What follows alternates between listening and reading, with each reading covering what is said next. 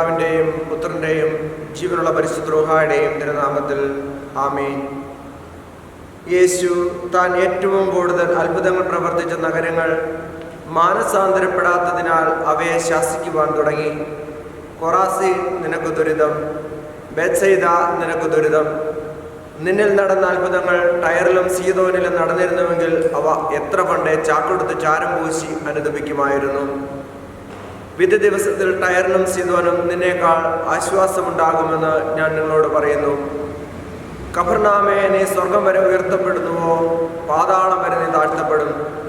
നിന്നിൽ സംഭവിച്ച അത്ഭുതങ്ങൾ സോദോമിൽ സംഭവിച്ചിരുന്നുവെങ്കിൽ അത് ഇന്നും നിലനിൽക്കുമായിരുന്നു. ഞാൻ നിന്നോട് പറയുന്നു, വിധി ദിവസത്തിൽ സോദോമിൻ്റെ സ്ഥിതി നിൻ്റെതിനേക്കാൾ സഹനീയമായിരിക്കും. ത്രിയേക ദൈവത്തിൻ്റെ അതിപരിശുദ്ധ നാമം മഹത്വപ്പെടുമാറാകട്ടെ.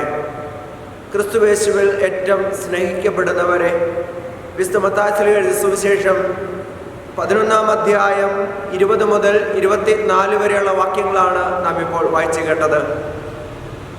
മത്തായിയുടെ സുവിശേഷം 11-ാം അധ്യായം മുതൽ 13 വരെയുള്ള അധ്യായങ്ങളിൽ യഹൂദരുടെ പ്രതികൂലമായ പ്രതികരണത്തെക്കുറിച്ചാണ് വിവരിക്കുന്നത്. യേശുവിൻ്റെ വചനത്തോട്, യേശുവിൻ്റെ പ്രവർത്തനത്തോട് ഒക്കെയുള്ള അവരുടെ പ്രതികൂലമായ ഒരു സമീപനത്തെക്കുറിച്ചാണ് ഈ 3 അധ്യായങ്ങൾ വിവരിക്കുക. പ്രിയമുള്ളവരെ, നമുക്കറിയാം, യേശു തമ്പുരാൻ ഈ ലോകത്തിലേക്ക് കടന്നു വന്നിട്ട് തൻ്റെ ദൗത്യം ആരംഭിക്കുന്നത് മർക്കോസിൻ്റെ സുവിശേഷ പ്രകാരം സമയം പൂർത്തിയായി, ദൈവരാജ്യം സമീപിച്ചിരിക്കുന്നു, അനുദപിച്ച് സുവിശേഷത്തിൽ വിശ്വസിക്കുവിൻ എന്ന് പറഞ്ഞുകൊണ്ടാണ്. അപ്പോൾ യേശു തമ്പുരാൻ ആദ്യമേ തന്നെ ഈ ലോകത്തോട് പറയുന്നത് മർക്കോസിന്റെ സുവിശേഷം അനുസരിച്ച് നീ ആദ്യമേ അനുദപിക്കുക, എന്നിട്ട് സുവിശേഷത്തിൽ വിശ്വസിക്കുക എന്നുള്ള കാര്യമാണ്. പ്രിയമുള്ളവരെ, ഇവിടെ ഈ യേശുവിൻ്റെ നഗരങ്ങൾ, അതായത് ഗലീലയിലെ പ്രവർത്തന കാലത്ത് യേശു തമ്പുരാൻ പഠിപ്പിച്ച ബേത്സയിദ, കഫർനാം തുടങ്ങിയ നഗരങ്ങൾ, അവ യേശുവിൻ്റെ വചനം കേട്ടവരാണ്, യേശു പ്രവർത്തിച്ചത് കണ്ടവരാണ്, യേശുവിൻ്റെ പിന്നാലെ കൂടിയവരാണ്.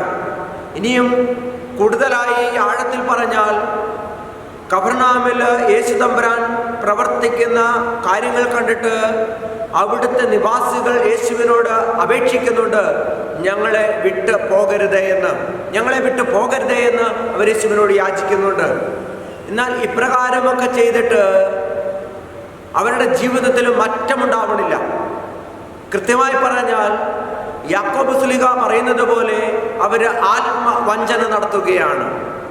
യാക്കോബ് ശ്ലീഹ ഇപ്രകാരമാണ് പറയുക, നിങ്ങൾ വചനം ശ്രവിക്കുക മാത്രം ചെയ്യുന്ന ആത്മവഞ്ചകരാകാതെ അത് അനുവർത്തിക്കുന്നവർ കൂടി ആയിത്തീരുവിനെന്ന്.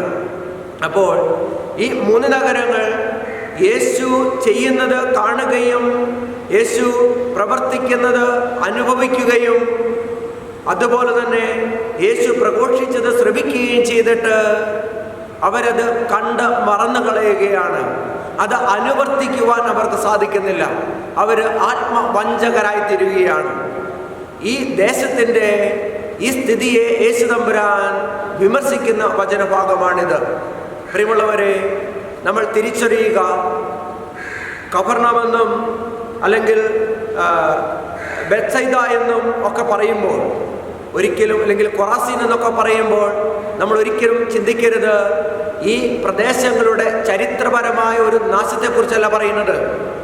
യേശു തമ്പുരാൻ പറയുക, അന്തിമ വിധി നാളിൽ ഇവർക്ക് ലഭിക്കുവാനിരിക്കുന്ന ശിക്ഷയുടെ ആഘാതത്തെക്കുറിച്ചാണ്.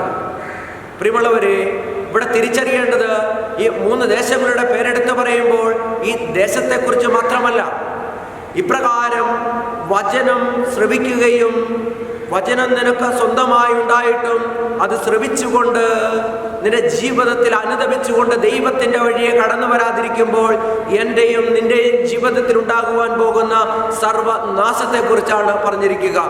അങ്ങനെ ഉണ്ടാകുമ്പോൾ ജീവിതത്തിൽ ഉണ്ടാകുന്ന അധഃപതനത്തിൻ്റെ ആഴത്തെക്കുറിച്ചാണ് യേശു തമ്പുരാൻ ഈ വചനത്തിലൂടെ നമ്മോട് പറയുക. പ്രിയമുള്ളവരെ, ഇത് കൂടുതൽ കൃത്യമായി മനസ്സിലാക്കി തരുവാനാണ് യേശു തമ്പുരാൻ പഴയ നിയമത്തിൽ നിന്നുള്ള വചനഭാഗം എടുത്തുകൊണ്ട് ഇതിനെ കുറച്ചുകൂടി കൃത്യമായി മനസ്സിലാക്കി തരുന്നത്. പഴയ നിയമത്തിലേക്ക് കടന്നു ചെല്ലുമ്പോൾ നമുക്ക് മനസ്സിലാക്കുവാൻ സാധിക്കും, ദൈവ കോപത്തിൻ്റെ ഉദാഹരണമായി എടുത്തു കാണിക്കുന്ന നഗരങ്ങളാണ് സോദോമും ഗോമോറായും. ദൈവത്തിൽ നിന്ന് അകന്നു പോകുമ്പോൾ അവർ ഈ ലോകത്തിൻ്റെതായ മായാമോഹങ്ങളിൽ മുഴുകിക്കഴിയുമ്പോൾ എപ്രകാരമാണ് ദൈവകോപം അവരുടെ ജീവിതത്തിൽ സംഭവിച്ചുകൊണ്ട് നാശത്തിലേക്ക് അവർ കടന്നു പോകുന്നത് എന്നതിൻ്റെ പഴയ നിയമ ഉദാഹരണങ്ങളായ സോദോമും ഗോമോറായും അവരുടെ മുമ്പിൽ എടുത്തു വെക്കുന്നു. പിന്നീട് വീണ്ടും എടുത്തു വെക്കുന്ന 2 നഗരങ്ങളാണ് ടൈർ, സീദോൻ. ഈ നഗരങ്ങൾ നമുക്കറിയാം. സുവിശേഷങ്ങളിലേക്ക് കടന്നു വരുമ്പോൾ ലൂക്കോസിന്റെ സുവിശേഷം 4-ാം അധ്യായത്തിൽ സറപ്തായിലെ സീദോനിലുള്ള ഈ വിധവയെക്കുറിച്ച് പറയുന്നുണ്ട്. പിന്നീട് ലൂക്കായുടെ സുവിശേഷം 6-ാം അധ്യായത്തിലേക്ക് കടന്നു വരുമ്പോൾ ടൈർ നിവാസികളും അതുപോലെ തന്നെ സീദോൻ നിവാസികളും യേശുവിൻ്റെ പ്രഘോഷണം കേൾക്കുവാനായിട്ട് അവർ അവിടെ നിന്ന് കടന്നു വരുന്നതായും നമുക്ക് കാണുവാൻ സാധിക്കും. എന്നാൽ ഈ ടൈറിനെയും സീദോനെയും കുറിച്ച് കൂടുതൽ മനസ്സിലാക്കണമെങ്കിൽ ജോയൽ പ്രവചനം 3-ാം അധ്യായം 4 മുതൽ 7 വരെയുള്ള വാക്യങ്ങൾ നമ്മൾ വായിക്കണം. അവിടെ വിഗ്രഹാരാധനയിലേക്ക് സ്വയം ആഴ്ന്നിറങ്ങിക്കൊണ്ട് ദൈവത്തിൻ്റെ വഴിയെ ചരിക്കുന്നവരെ കൂടി ഈ ആരാധനയുടെ വഴിയിലേക്ക് കൊണ്ടുപോകുന്ന ഈ ജനത്തോട് അവരുടെ തലയിലേക്ക് ദൈവ കോപം ഇറങ്ങി വീഴുമെന്ന് ജോയൽ പ്രവാചകൻ പറയുന്നുണ്ട്. പ്രിയമുള്ളവരെ, ഇങ്ങനെ ദൈവ കോപമുണ്ടാകുമെന്ന്, ദൈവശാപമുണ്ടാകുമെന്ന് പഴയ നിയമം ശാസിക്കുന്ന അല്ലെങ്കിൽ സാക്ഷിക്കുന്ന ഈ 4 പ്രദേശങ്ങൾ ഇവയെടുത്തുകൊണ്ട് യേശുദമ്പുരാൻ പറയുകയാണ്, തൻ്റെ സുവിശേഷം കൃത്യമായി കേൾക്കുകയും താൻ അത്ഭുതങ്ങൾ പ്രവർത്തിക്കുകയും താൻ അവരുടെ ജീവിതത്തിൽ കൃത്യമായി ഇടപെടുകയും ചെയ്തിട്ട് അവർക്ക് മാനസാന്തരമുണ്ടാകാത്ത 3 നഗരങ്ങളുടെ സ്ഥിതി ഈ പഴയ നിയമത്തിലെ ദൈവകോപത്തിൻ്റെ അടയാളമായിരുന്ന 4 ദേശങ്ങളുടേതിനേക്കാൾ കഠിനമായിരിക്കുമെന്ന്. എന്ന് പറഞ്ഞാൽ ദൈവവചനം നീ കേട്ടിട്ട്, ദൈവവചനം നീ ശ്രമിച്ചിട്ട് അതനുസരിച്ച് മുൻപോട്ട് പോകുവാൻ സാധിക്കുന്നില്ല എങ്കിൽ നിന്റെ സ്ഥിതി മോശകരമായിരിക്കും, ദയനീയമായിരിക്കുമെന്ന് യേശുദമ്പുരാൻ പഠിപ്പിക്കുന്ന വചനഭാഗമാണിത്. പ്രിയമുള്ളവരെ, ദൈവവചനത്തിന്റെ ശക്തി എത്രമാത്രമാണെന്ന്, ദൈവവചനത്തിൽ എത്രമാത്രം ആഴമായി ഞാനും നീയുമൊക്കെ ഉറച്ചു നിൽക്കണമെന്ന് യേശുദമ്പുരാൻ പഠിപ്പിക്കുന്ന വചനഭാഗം. അതുകൊണ്ട് യേശുദമ്പുരാൻ നമ്മളോട് പറയുകയാണ്, ഈ വചനം നീ സ്വീകരിച്ചുവെങ്കിൽ, ഈ വചനം നിനക്ക് സമീപസ്ഥമാണെങ്കിൽ, ഈ വചനം നിന്റെ സമീപസ്ഥമാണെങ്കിൽ, ഈ വചനം നിനക്ക് പ്രഘോഷിക്കപ്പെട്ടിട്ടുള്ളതാണെങ്കിൽ, ഇത് കേൾക്കാത്തവരെക്കാൾ കൂടുതൽ നിന്റെ ജീവിതത്തിൽ ദൈവ കോപമുണ്ടാകുമെന്ന് യേശുദമ്പുരാൻ പഠിപ്പിക്കുകയാണ്. ഇതിൻ്റെ ഉത്തരവാദിത്വം തമ്പുരാനല്ല, മറിച്ച് ഞാനും നീയുമാണ്.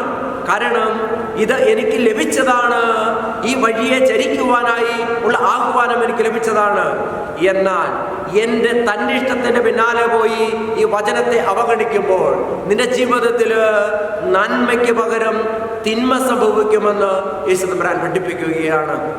പ്രിയമുള്ളവരെ, അതുകൊണ്ട് ഇന്നത്തെ വചനം നമ്മൾ വായിച്ച് ഈ ദിവസം നമ്മൾ ഇതിനെക്കുറിച്ച് ധ്യാനിക്കുമ്പോൾ തമ്പുരാനോട് നമുക്ക് പ്രാർത്ഥിക്കാം.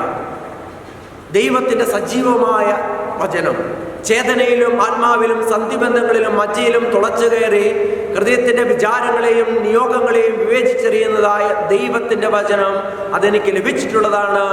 ഈ വചനം എൻ്റെ ജീവിതത്തിൽ ശാംശീകരിച്ചുകൊണ്ട് മുൻപോട്ട് പോയി ദൈവത്തിൻ്റെ കൃപകളും അനുഗ്രഹങ്ങളും പ്രാപിക്കുവാൻ ദൈവമേ ഈ ദിവസം എന്നെ അനുവദിക്കണമേ എന്ന് പ്രാർത്ഥിക്കാം. അതിന് സർവേശ്വരൻ നമ്മെ സഹായിക്കട്ടെ. പിതാവിൻ്റെയും പുത്രൻ്റെയും ജീവനുള്ള പരിശുദ്ധ റൂഹായുടെയും തിരുനാമത്തിൽ ആമേൻ.